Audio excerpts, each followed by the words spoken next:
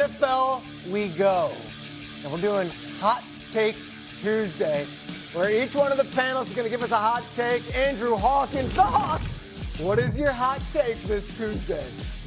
My hot take this Tuesday is that 3 AFC North teams will go to the playoffs. I think this will be the most competitive division in the NFL. Those 3 teams will be the Ravens, the Steelers, and the Bengals get back to the postseason this year. Okay, I like it. Some power out of the division you played in. Mike Tannenbaum, your hot take. Yeah, on the heels of Garrett Wilson's extension, you look at it, he's one of the best skill players under 25, Peter. He's one of very few players in NFL history to have 1,000 career receiving yards in each of his first 3 years. Look for him and Justin Fields to sort of recreate that magic they had at Ohio State. He got paid, and a lot of Jets fans are happy to see him under contract. Yesterday on the show, we revealed Jeremy Fowler's report of top 10 quarterback rankings. Jeremy compiled a poll of 50 different coaches, executives, and scouts around the league, and cumulatively, they ranked the top 10 quarterbacks in the league. This dominated conversation yesterday all over sports media, and as you see the list, Mahomes still number 1, Josh Allen 2, Burrow 3, Lamar 4. You go all the way down to number 9, and that is the reigning Super Bowl MVP, Jalen Hurts. Speaking of Jalen Hurts, his head coach, Nick Sirianni, was asked about the notion that Hurts was merely along for the ride during the Eagles' Super Bowl run. Sirianni, in classic Sirianni fashion, did not disappoint with his answer. Here was his response. Yeah, that's bull beep. I mean, he plays the most important position in all of sports, and it's the most ultimate team game there is. You name me a team that wins and wins consistently that doesn't have good players around you. Like, you name me a coach that doesn't have good players around him that wins. That is via the Philly voice. Mike T, we start with you. Is Jalen Hurts getting his proper flowers? Is he properly being celebrated as a great quarterback after that incredible Super Bowl victory and season he had? Number 9 out of the top 10, not in the top 5. Yeah, I don't think so, and here's why. I agree with what Nick Sirianni said. Like, he outplayed, take a couple of those guys, Justin Herbert, Matthew Stafford. If we're being honest and sober, he has exceeded expectations from when he came out in terms of completion percentage, being able to throw from the pocket. So to me, I do think what Nick Sirianni is saying is correct. And you look at those 2 Super Bowls, great stats here from Hembo. The 2 Super Bowls, he threw for over 650 yards. Patrick Mahomes is at 477. So in 2 of the last 3 Super Bowls, he's been the best player on the field. He's a top 5 quarterback. You've had so much experience in NFL front offices. Coming out of college, what were the slights of Jalen Hurts, and has he improved in those areas? Yeah, accuracy from the pocket. It's something he struggled with. That's why he was benched. That's why he was transferred. That's why he was a second rounder. Tape sets the floor and character sets the ceiling. And Jalen Hurts is inspiring to a lot of young players, Peter, because clearly he worked at skill development and got more accurate from the pocket.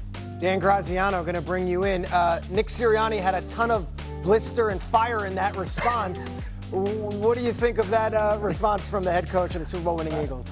My first thought was, who's he yelling at? I don't know anybody who doesn't like Jalen Hurts anymore. I think to Mike T's point, this is a player who has shown us an ability to seek out and learn what it is that he needs to improve about his game and then work on it to get to a point where it's better. I've heard Mike T say he outplayed Patrick Mahomes in the Super Bowl a couple years ago. I disagree with the characterization. Mahomes had a better QBR, better passer rating, more touchdown passes, didn't turn the ball over.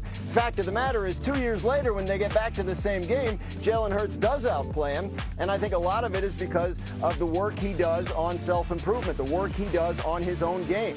I was at an Eagles game last year in Cincinnati, and after the game, I remember Saquon Barkley was asked a question about Jalen Hurts, and he said he is the most poised human being that I have ever been around in my entire life.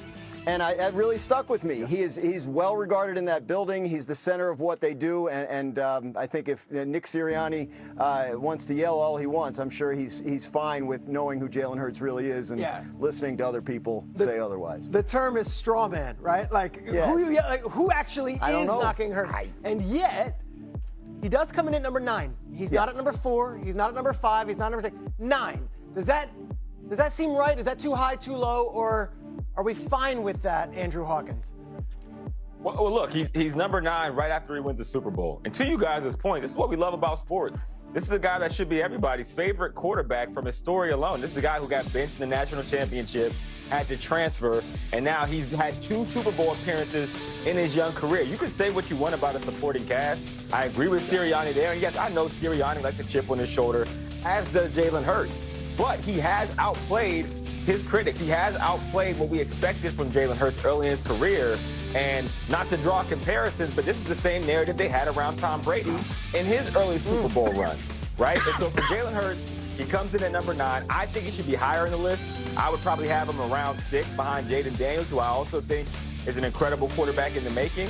But that's what makes Jalen Hurts special. It's his ability to continue to develop and be the quarterback that the circumstance calls for. He might not have outplayed Patrick Mahomes in that first Super Bowl, but he definitely went toe-to-toe, and now he has a ring under his belt to prove it.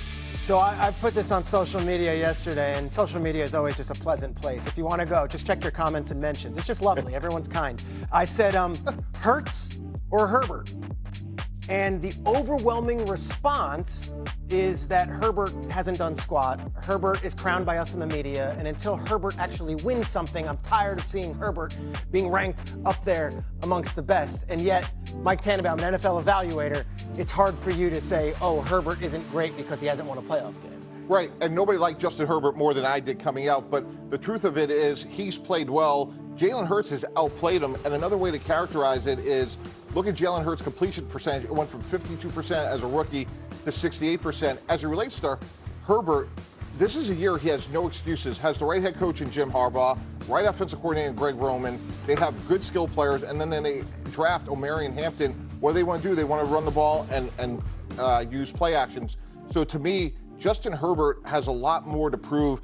Physically, he has more gifts. But when we just look at the facts and how they perform, especially in the postseason, Jalen Hurts has outplayed Justin Herbert. Real quick, Dan Graziano, are you okay with Justin Herbert 7, Jalen Hurts number 9? I guess if Fowler could explain it better, it's his project, but I think it's supposed to be a projection, how they think they'll be this year. And look, everybody on this list except Lamar Jackson was a top 10 pick in front of Jalen Hurts. So your draft status kind of sticks with you throughout your career, and I think people are going to continue to probably underrate Jalen Hurts because they might have been wrong about him. Hawk, what about you? Hurts or Herbert? How would you rank them if you had to put together your list?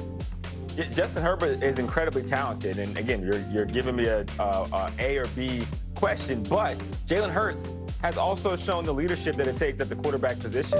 Like, yes, they are a very good team, but we remember some of the conversations in the middle of that Eagles Super Bowl run last year about, is Sirianni going to get fired? Are they going to be able to get all these egos on the same page?